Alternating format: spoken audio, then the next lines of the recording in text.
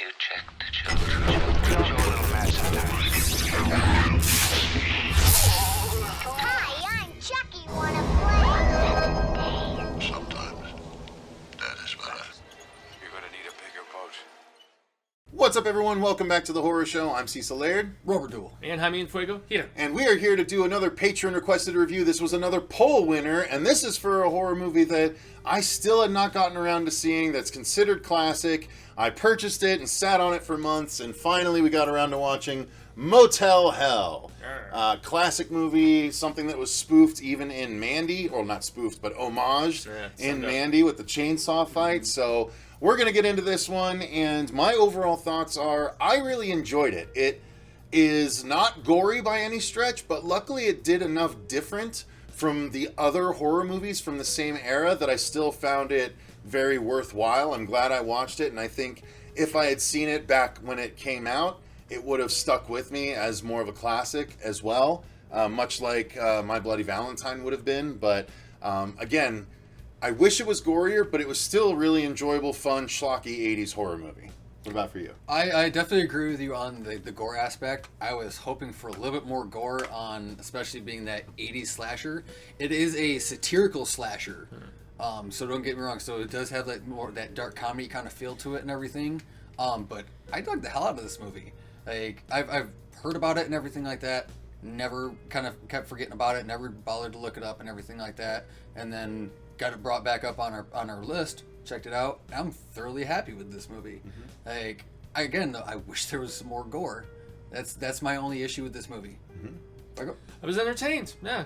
I was amused. It's definitely far more, as these guys said, on the comedic side of things, and just some of the goofy antics and some of the just ridiculousness of this girl that they bring in. We'll get to in the story. But yeah, man, I mean, I definitely, along with these dudes, with some of the cover art that I had seen, the pig and the chainsaw and all this different stuff, the way things went story-wise, it wasn't quite what I had anticipated. But still, for 1981, and for just all the different, like, mushing of various genres, like subgenres together of like horror and, you know, comedy and almost like country western folkiness at times too. I mean, yeah, I was thoroughly surprised, actually. This and Eaten Alive are two that I've never gotten around to watching. Came out about the same time, and I think I got them confused as well, just based on weird hotel and, you know, people getting, you know, killed. So yeah.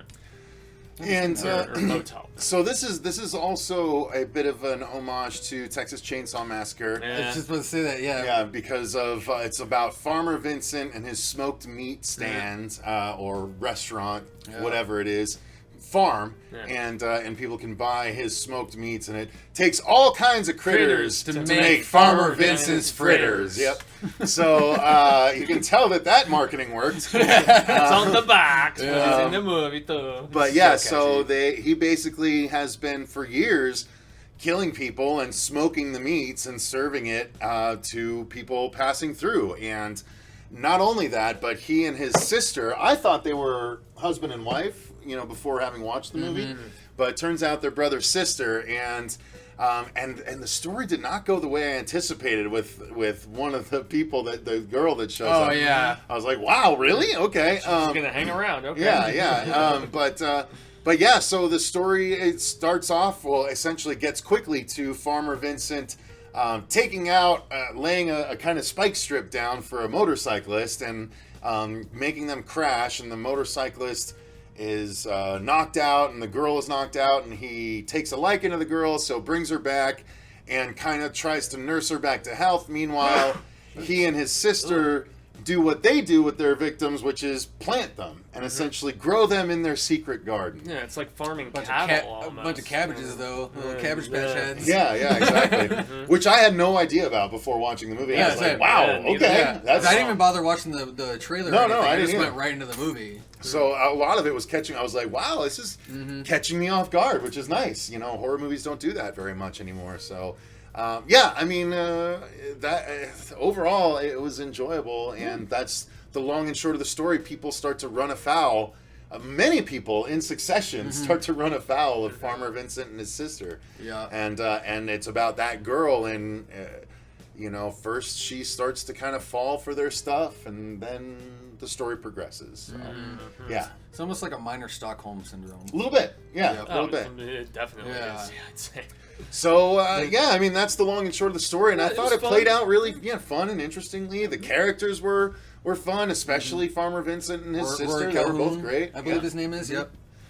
So, that's right. Rory Calhoun. And Mr. Burns referred to him at some point in one of the episodes of The Simpsons. I think so, yeah. Look at you, standing there on your hind legs like a couple of Rory Calhouns. So, yeah, I like the story. You guys, were you happy with it? ultimately? I definitely enjoyed the story and everything, especially with like the whole, even like the small little backstory and what we got during like the picnic scene and everything. I definitely thought, yeah, Her sister was grandma, going to divulge something. Yeah, and fucking clocks her right in the gut. Yeah, no, Better like, the dog. that scene. I was like, man, you guys are fucked up. Like, you're gonna eat the dog. And yet the like- girl still hung around. She's like, man, whatever. Yeah. Yep. Yeah, and then one thing I do want to bring up before I forget about it. For those of you who know Static X and Wayne Static's solo project and everything, his album that came out, Pig Hammer, his single off of there, Assassins of Youth, actually takes the audio clip from part of this movie in the beginning. So this is the sheriff. You are violating the law. When he's all the people in the field and everything, they're watching the movie and shit.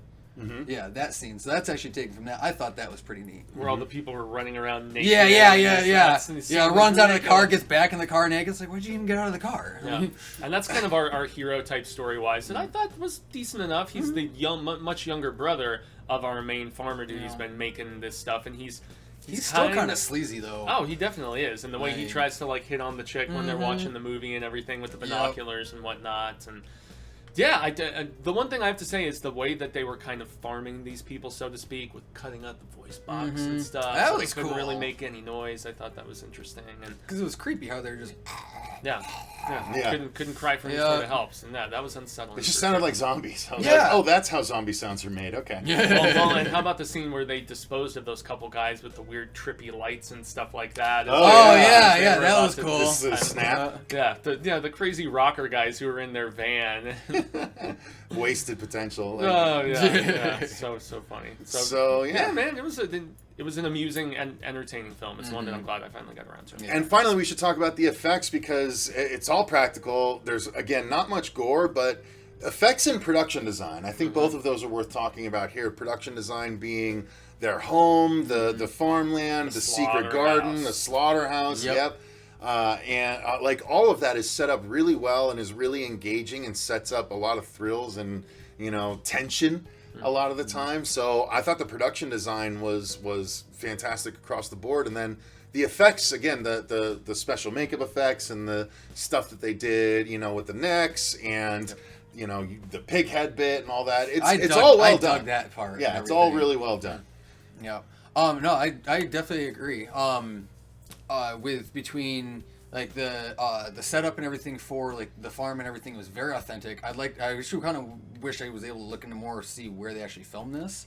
It was California. Was it? I saw California license plates. So, Okay. yeah. So either way, between the slaughterhouse and everything, his actual home and the motel and everything, I dug the hell out of the design for them. And like even too, like we were saying, for the pig head and stuff at the end, his smokehouse, his garden, I dug it. Yeah, it was effective. Okay. Like I wish I didn't sleep on this movie as long as I did. I know, right? Yeah, and the big iconic fight at the end. Yeah. There is the aforementioned chainsaw duel, which is it's pretty fun and it's actually well done. I must admit, it's well shot, well choreographed, and that is where we do get a little bit of gore because there's like legs being cut and stuff like that. And there is Sides. and there's also, it's not effects, but it's maybe my favorite line in the entire movie where he's like, "My whole life I've been living a lie. I use preservatives." Yeah. No, yeah. I didn't even think I laughed. caught that Oh, one. really? Oh, it was I didn't so even, funny. no, I didn't even catch So that funny. That one. was his dying words. Yeah. 'cause So funny. he's talking the whole movie whole about life was a lie. all natural smoked meats, no I use preservatives, no preservatives. nitrates, and not It blah, did blah. make me laugh. Yeah.